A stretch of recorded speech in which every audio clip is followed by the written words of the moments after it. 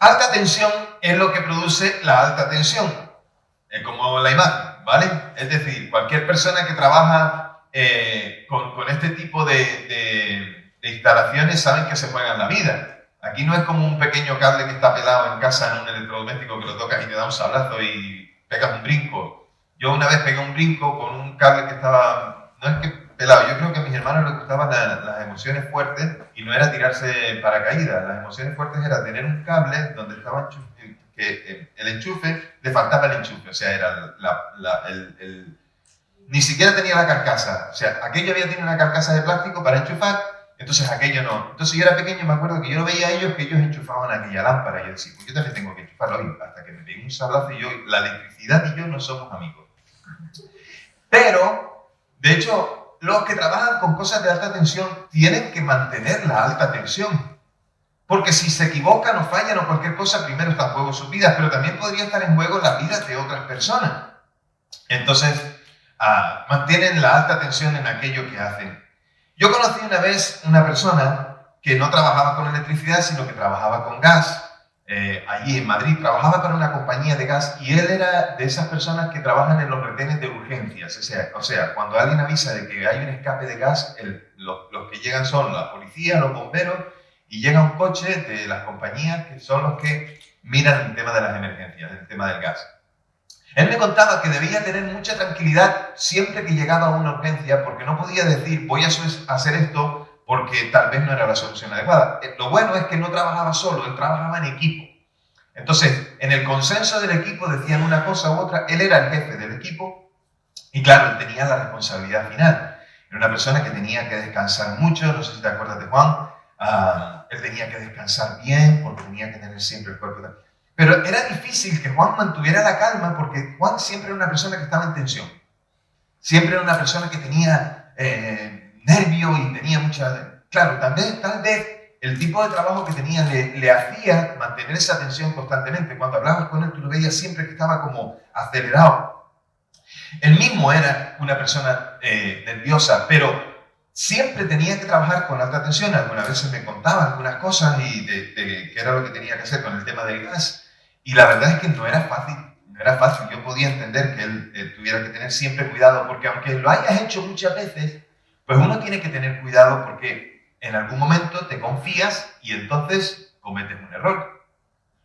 Siempre he dicho también que conducir hay que hacerlo con la máxima tensión, con alta tensión.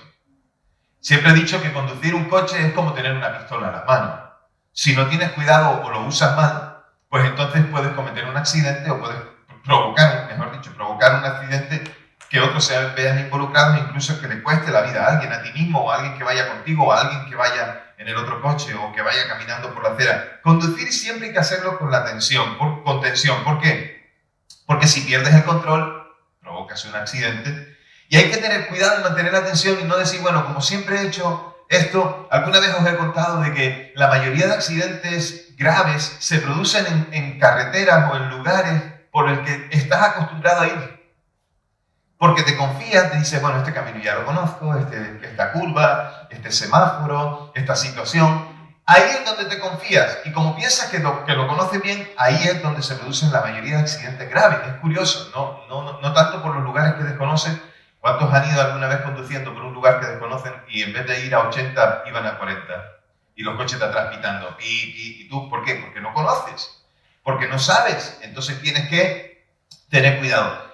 ¿Ven? Ahí hay que mantener la alta tensión. ¿Creéis que en la vida de fe hay que mantener la tensión? ¿Es compatible la paz de Dios con tener tensión? Pues déjame decirte que lo cierto es que sí. Lo cierto es que sí, por una razón. Porque la paz de Dios, hay una frasecilla ahí que tengo, discúlpame, exactamente, a ver, ahí. La paz de Dios nos da la seguridad del perdón de pecados, de la reconciliación con Dios y de la vida eterna. Entonces, por ese lado sí que tengo paz. Pero debemos vivir con la intensidad de saber que debemos hacer su voluntad, porque en cualquier momento Él regresará y nos vendrá a buscar. Entonces tengo la paz de Dios para con Él en cuanto al perdón de pecados, en cuanto a la condenación. Ya no soy condenado, ahora soy un hijo de Dios. Ahora tengo vida eterna, tengo vida en Él. Entonces, lo que tengo que estar es velando y alerta. ¿Por qué? Pues la siguiente frase nos lo va a descubrir. Porque no sabemos el día ni la hora de su vuelta, pero cuando Él regrese, espera encontrar una iglesia que anhele su vuelta. Por eso hay que mantener la atención. Se puede tener la paz de Dios, pero se puede mantener también esa atención. No espera el Señor una iglesia que tema su vuelta. Cuidado. Dios no está esperando una iglesia que diga, ay, a ver cuándo va a venir, a ver, y si nos pilla haciendo algo malo. No estamos hablando de eso. Estamos hablando de velar, de cuidar, porque Él nos ha dado instrucciones de qué es lo que tenemos que hacer y debemos anhelar que venga. Si anhelamos que venga, es porque entonces estamos haciendo la voluntad de Dios, estamos haciendo lo que a Él le agrada que hagamos. Y para ello hay que velar, para ello hay que cuidar, para ello hay que estar alerta o en alta tensión. Vamos a leerlo en el pasaje que hoy nos toca, que es Marcos, capítulo 13, versículos 24 al 37. Búscalo en tu Biblia, si no, pues síguelo en la pantalla. Dice así, dice, entonces, en aquellos días, después de aquella tribulación, el sol se oscurecerá y la luna no dará su resplandor. Las estrellas caerán del cielo y los poderes que están en los cielos serán sacudidos. Entonces verán al Hijo del Hombre viniendo en las nubes con gran poder y gloria. Y después enviará a sus ángeles y reunirá a sus escogidos de los cuatro vientos, desde el extremo de la tierra hasta el extremo del cielo. De la higuera aprendan la parábola. Cuando su rama ya está tierna y brotan sus hojas, saben que el verano está cerca. Así también ustedes, cuando vean que suceden estas cosas, sepan que está cerca a las puertas. De cierto les digo que no pasará esta generación hasta que todas estas cosas sucedan. El cielo y la tierra pasarán, pero mis palabras no pasarán. Pero acerca de aquel día o de la hora, nadie sabe, ni siquiera los ángeles del cielo, en el cielo, ni aun el Hijo, sino solo el Padre. Miren y velen, porque no saben cuándo será el tiempo. Será como el hombre que al salir de viaje dejó su casa y dio autoridad a sus siervos, a cada uno su obra, y al portero mandó que velase. Velen pues, porque no saben cuándo vendrá el Señor de la casa, sea a la tarde o a la medianoche, al canto del gallo o a la mañana. No sea que cuando vuelva de repente los halle durmiendo. Lo que a ustedes les digo, a todos les digo, velen. Y este capítulo que concluye con este texto que acabamos de leer, el capítulo 13, nos da el discurso de la segunda venida. He aquí sí que está hablando ahora de esto. Es un discurso final de una serie de conceptos y de enseñanzas que Él nos está dando, que Jesús nos está dando, pero también es el comienzo de un nuevo discurso, que es el de la segunda venida. Todo el lenguaje que Jesús usa aquí, o la mayoría del lenguaje que Jesús usa, es lenguaje del Antiguo Testamento. En los versículos 14 al 19, los versículos que examinamos antes, estábamos viendo la profecía que el mismo Jesús estaba dando acerca de acontecimientos históricos que iban a ocurrir. Por ponerlos en contexto otra vez y para que recordemos, estamos hablando de lo que significaba la caída del templo de Jerusalén, ¿vale? Entonces, y después, en los versículos que ahora vamos a ver, estamos viendo la profecía de los hechos que estarán por venir, lo que hemos llamado o denominamos escatología. Ya no hay referencia aquí a la profanación del templo, ni a la desolación o a la abominación. Sencillamente, ahora sí, no en el pasaje anterior, pero sí que ahora está hablando del fin, de la segunda venida. A veces se mantiene que cuando Jesús dijo que estas cosas iban a suceder en esta generación, dice que Jesús estaba equivocado cuando dijo esto, pero Jesús tenía razón, porque esta frase no se refiere a la segunda venida. No podía ser así porque la frase siguiente dice que no se sabe cuándo será el día. Él no lo sabía. Jesús no sabía el día ni la hora de cuándo será el día en que después de su muerte y su resurrección y su ascensión a los cielos, cuando el Padre le envía a Él. Así que Se refiere a las profecías de Jesús acerca de la caída de Jerusalén en aquellos versículos que vimos anteriormente y la destrucción del templo que se cumplieron, como sabemos, en el año 70, después de que este evangelio fue escrito. La nota predominante en cuanto a la ubicación cronológica es después de la tribulación de aquellos días, que serán, como hemos visto, acortados por causa de los escogidos. Y en esto debemos decir, gloria a Dios. El momento en el que el Señor decida su segunda venida no serán días largos, no por causa de las multitudes que se perderán porque no quisieron poner su mirada en el Señor, sino que serán acortados por amor a los que le han amado, por amor a aquellos a los cuales han reconocido que Jesús es el Señor de su vida. Así que del versículo 24 al 27 podemos ver que son versículos que están tomados de libros del Antiguo Testamento. Por ejemplo, el 24 está tomado de Isaías capítulo 13, versículo 10, cuando dice la expresión resplandor, se refiere a la luna, literalmente como claridad nocturna. Pero después en el 25 habla de las potencias, que son literalmente los poderes, y se destacan los fenómenos que sucederán en otra esfera, en otro lugar, que precederán la segunda venida del Señor. Lo cósmico, lo general, todo lo que está fuera del alcance de nuestro control o incluso de nuestra vista.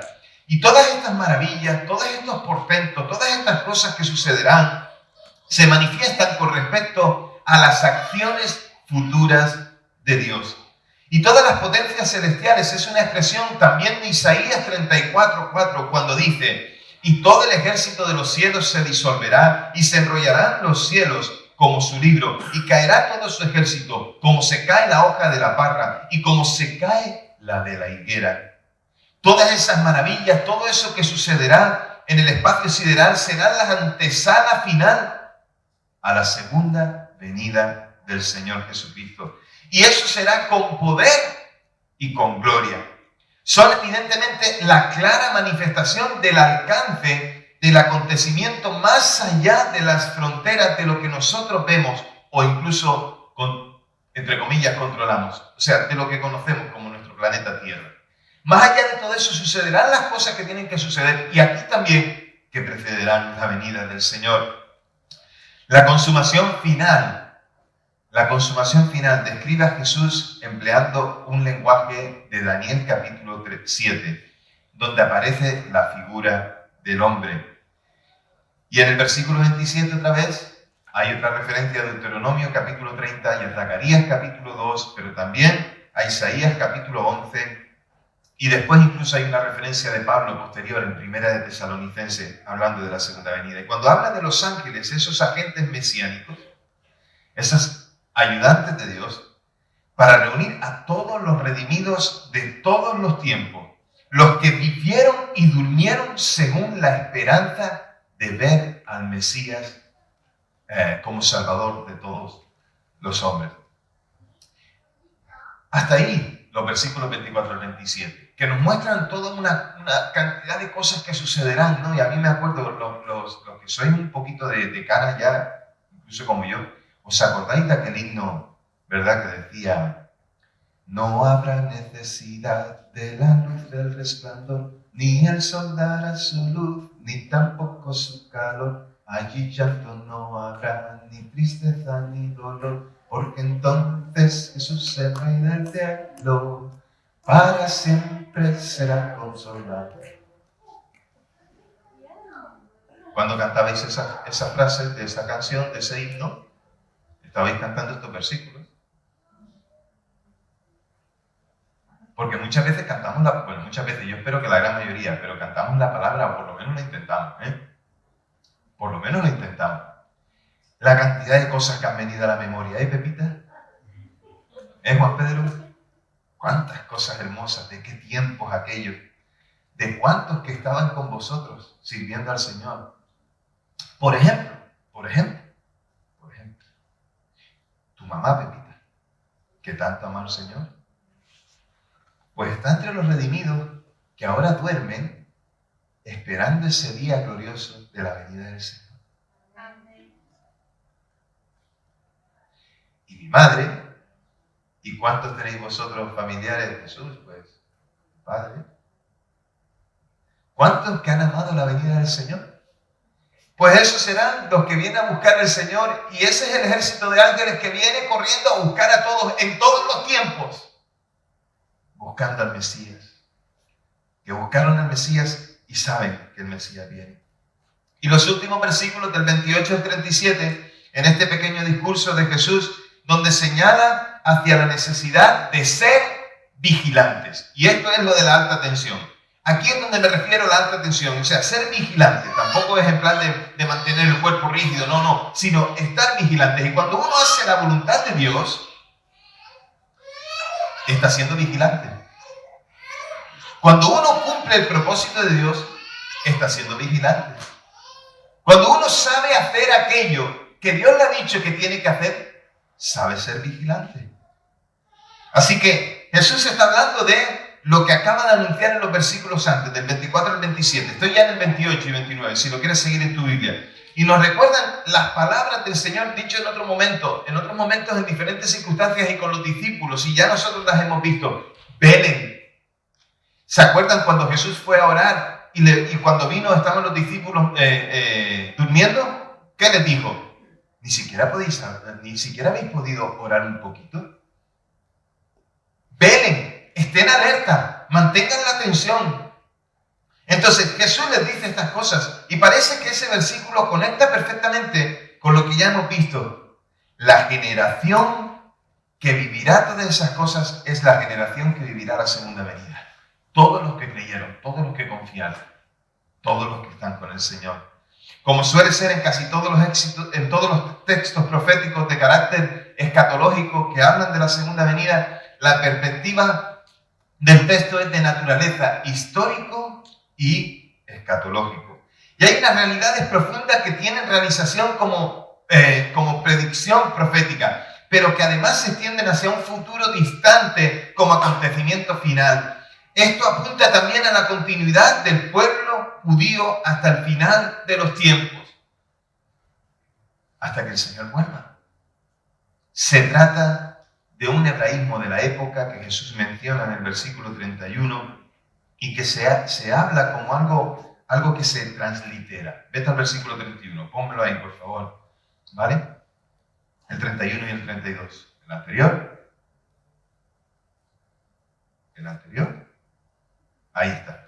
Cielo y la tierra pasarán, pero mis palabras no pasarán. Pero acerca de aquel día o de la hora nadie sabe, ni siquiera los ángeles del cielo, ni aún el Hijo, sino solo el Padre. Todas estas menciones son menciones que Jesús hace del Antiguo Testamento, Isaías 51, Isaías 34, Isaías 40, el Salmo 102. Jesús estaba hablando de cosas que ellos conocían. Sin embargo, tenemos una promesa, que cuando todo tiembla, las palabras de Jesús permanecerán. Da igual lo que se esté moviendo a nuestro alrededor, da igual lo que el suelo se esté moviendo. Aun cuando sea así, las palabras de Jesús permanecerán. Era un dicho en el Antiguo Testamento, es un dicho en el Nuevo Testamento, es algo que la iglesia primitiva cuando comenzó lo vivía, es algo que nosotros tenemos que vivir. Cielo y tierra pasarán, pero mis palabras no pasarán, porque el Señor permanece para siempre. ¿Cuántas miserias y tristezas se hubieran evitado en la historia de la cristiandad si estas palabras hubieran sido tenidas en cuenta? Aquí se destaca la naturaleza también de Jesús, la naturaleza humana de Jesús. Y en la parte final de los versículos del 33 hasta el 37 es un discurso que nos hace recordar aquella parábola que os mencioné antes, ¿no? De velar, de estar alerta. La parábola de las vírgenes, ¿os acordáis? ¿Sí? Aquellos que estuvieron alerta. Y la enseñanza es a estar vigilantes. Parece como si estos versículos fueran la respuesta que concluye Jesús a una pregunta puntual al principio de este capítulo. Jesús en esto se demuestra por el hecho de que ni aún el Hijo conoce las fechas de todas estas cosas. Y Jesús, que no sabe ni el día ni la hora en la que Él ha de volver, había cosas que aún Él mismo dejaba en las manos de Dios. Y esto también es bueno para nosotros. No nos precipitemos. Escuchad bien, iglesia, el camino corto no siempre es el mejor camino. No nos precipitemos, no queramos ser más sabios que Dios. Ni Jesús quiso serlo. ¿Por qué lo íbamos a hacer nosotros? No puede haber una advertencia y una reprensión más seria a las que nos aluden la fecha de la segunda venida. Tenemos que tener cuidado. Yo siempre diré, el Señor viene pronto. Porque siempre tenemos que estar en alta tensión. No sabemos el día ni la hora. Y cuando todo parece que está en bonanza, ni cuando todo parece que se desmorona. Señor siempre viene. No es menos que blasfemia inspirarnos en algo o acerca de algo que nuestro Señor ni siquiera conocía. Cuidado con aquellos que dicen, el Señor vendrá a tal fecha. Todos yerran. ¿Y por qué yerran? Porque si el Señor ni siquiera lo conocía. Cuidado con querer decir lo que el Señor ni siquiera sabía. Iglesia, para nosotros hoy, después de analizar el pasaje en lo que podíamos, para nosotros hoy hay que recordar tres cosas al leer este capítulo y al leer esta parte final del capítulo. Primero, que no es posible expresar las cosas como son en los tiempos de peligros políticos. Muchas veces queremos ver toda la lectura en base a lo que sucede solamente a nuestro alrededor, en la parte material o lo que podemos tocar. ¿Saben? Las cosas que tienen que ver con los últimos tiempos son cosas que no se pueden tocar. Otra cosa que tenemos que ver aquí es que el lenguaje simbólico se usa para revelarnos las cosas, no para confundirnos. Y muchos se confunden con todas estas cosas. La segunda venida no tiene nada de misterioso. El Señor ha revelado lo que Él quería revelar y el resto dejemos que sea como tiene que ser. Hay gente que pierde tanto tiempo hablando de todas estas cosas y dando sentencias que dicen esto será así y así y así. Mira, yo solo sé una cosa, y perdonadme por mi ignorancia, pero el Señor vuelve. Y yo voy a estar en ese momento cuando Él vuelva y seré de los redimidos que irán con el Señor. Y otra cosa más que tenemos que ver aquí, importante. Todo tiene el propósito de hacernos cristianos más fieles en el momento presente. Todo lo que ocurre, las pruebas, los gozos, las tristezas, las alegrías, todo tiene el propósito de hacernos cristianos más fieles. El Señor lo que quería al advertirnos de que velemos y que mantengamos la atención es que seamos cristianos fieles, que cumplamos su voluntad. No que estemos capacitados para profetizar o especular acerca de un futuro lejano. No, sino para ser fieles. Jesús hace una conclusión que es práctica. Somos como los que saben que su amo va a volver, pero que no saben cuándo va a volver. Vivimos bajo la sombra de la eternidad. Por eso estamos alerta a ese momento de la venida. Por eso vivimos con alta tensión. Porque estamos preparados y cuando vengan no estaremos despistados. No hay razón para estar en una actitud de expectación nerviosa e histérica. Ay, que el Señor viene, que tengo que prepararme. No, cuidado. Pero lo que quiere decir es que nuestro trabajo se ha de ir completando día a día. Cristianos, iglesia, tenemos que madurar. Tenemos que ir creciendo con el Señor poco a poco. Y eso es prepararse para la venida. Mira, obedece hoy lo que el Señor te pide que obedezcas para que mañana puedas obedecer algo más. Pero ese algo más que el Señor te está pidiendo que obedezcas seguramente está fundamentado en la obediencia anterior. A veces queremos llegar al final de la carrera sin pasar por el medio de la carrera. Cuidado con eso. Iglesia, debemos vivir de tal manera que nos importe cuándo venga, preparándonos para encontrarnos con Él cara a cara. Vive como si fuera hoy el día que el Señor viniera. No digas, es que los acontecimientos estos que dicen aquí todavía falta tiempo. Mira, es que sabes que yo siempre digo que el momento de la segunda venida para muchos será verlo viniendo en las nubes, pero para muchos será despertándose de aquel momento de la muerte. Cualquiera que falleciera hoy, para él ya será el día de la segunda venida, porque será un abrir y cerrar de ojos. Vive hoy como si fuera el día en el que el Señor viene. Entonces, vivamos, no importa cuándo venga, lo que importa es que nos vamos a ver con Él cara a cara. Entonces, estemos preparados. Toda la vida se convierte en una preparación para encontrarnos con el Rey. Somos hijos de Dios para encontrarnos con el Rey. Solo el hombre de Dios puede intuir los secretos de la historia de Dios. ¿Cuándo serán esos tiempos? Lo iremos entendiendo. Y para ello, recordar el lema de este año: conociendo el pacto, conociendo los secretos de Dios.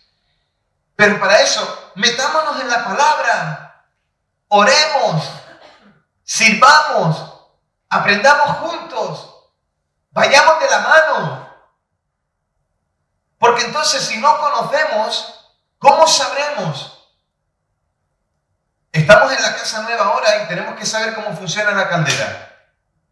Me da una pereza leerme las 100 y pico páginas que tiene el manual de instrucciones. Pero como no me lo lea, o el del microondas, que todavía no sé dónde le subo la temperatura y dónde se la bajo, es que como no me lo lea, voy a meter la pata, voy a apretar el botón que lo tiene que ser y que va a explotar y vamos. Iglesia, ¿quieres conocer los acontecimientos de lo que sucederá en los últimos días? Acércate a la palabra, léelo con humildad, con tranquilidad y deja que el Señor se revele a tu vida. Jesús vio el destino de Jerusalén, aunque otros estaban ciegos.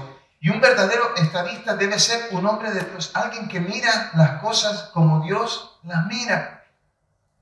Nos dice varias cosas acerca de esto el Señor en este pasaje, que nosotros hoy como iglesia en el siglo XXI tenemos que vivir. Nos dice acerca de la segunda venida que contiene un hecho que solamente a nuestro riesgo podemos olvidar o dejar de tener en cuenta. Esto es perder la atención. En cuanto a la segunda venida, nos relajamos y decimos, tranquilo, que ya vendrá. La otra cosa que nos dice es que las imágenes en que está revestida son las del tiempo de Jesús y que especular acerca de ellas es inútil cuando Jesús mismo estaba contento de no saber.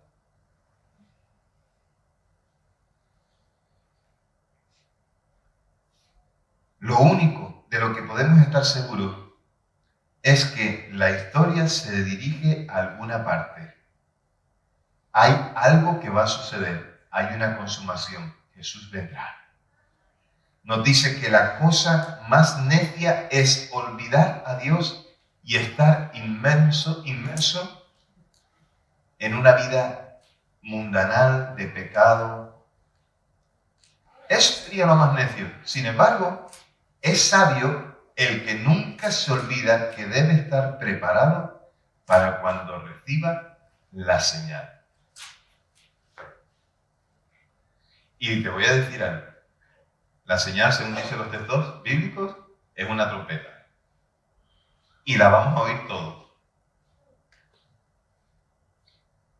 Y entonces, es sabio el que nunca se olvida que debe estar preparado cuando reciba la señal. Alta tensión. Con la paz de Dios. Sí, vive teniéndolo presente para el fin.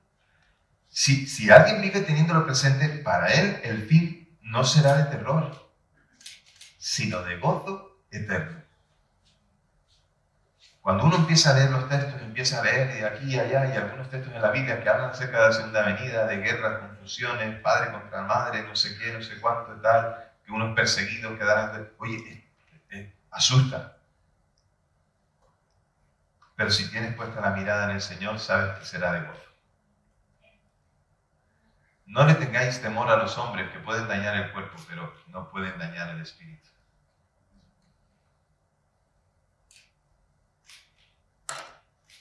Y el Señor ha prometido que ese día será un día de gozo. ¿Podéis subir para cantar una alabanza? Y la pregunta para ti, o la exclamación para ti: prepárate para el encuentro con el Señor. Prepárate para el encuentro con el Señor.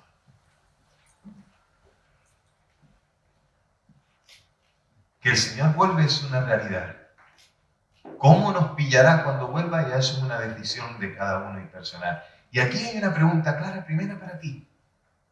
Si aún no has recibido a Jesús como Señor y Salvador, ¿a quién estás esperando?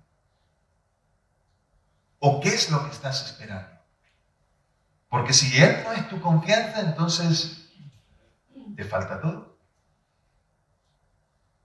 Necesitamos poner la mirada en el Señor y ser salvados por el Señor. Si hoy dices y reconoces que eres pecador, que tienes que reconciliarte con Dios, si hoy reconoces delante de Dios que le necesitas, que tus pecados te han separado de Él y quieres estar cerca de Él, que quieres conocer más de Él y estar preparado para ese día de la venida del Señor, entonces hoy es el día en que puedes decir: Jesús, quiero ser tu hijo, quiero ser tu amigo. Dios, quiero que perdones mis pecados, quiero reconciliarme contigo. Quiero que hoy envíes a tu Espíritu Santo a vivir en mi corazón y a ser una nueva criatura.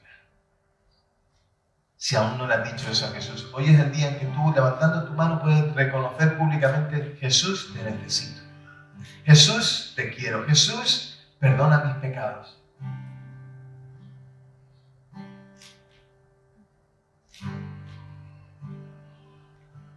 Y a ti, iglesia, y a mí, que soy parte de la iglesia, ¿estamos preparados para el encuentro con el Señor? ¿Estás preparado? ¿Estás cumpliendo la voluntad? ¿Estás haciendo lo que Él te dice que tienes que hacer? ¿Estás siguiendo sus instrucciones? ¿Estás buscándole con todo el corazón? ¿Estás siendo obediente al Señor? Si hoy reconoces que necesitas prepararte un poco más, ponte en pie donde estás. Dice: Señor, yo me tengo que preparar un poquito más para verte. Señor, yo tengo que obedecerte un poquito más. Señor, yo tengo que buscarte un poquito más. Yo tengo que esperar en ti. Señor, yo no tengo que precipitarme. Yo tengo, Señor, que aguardar la esperanza venidera, creyendo que tú harás la obra que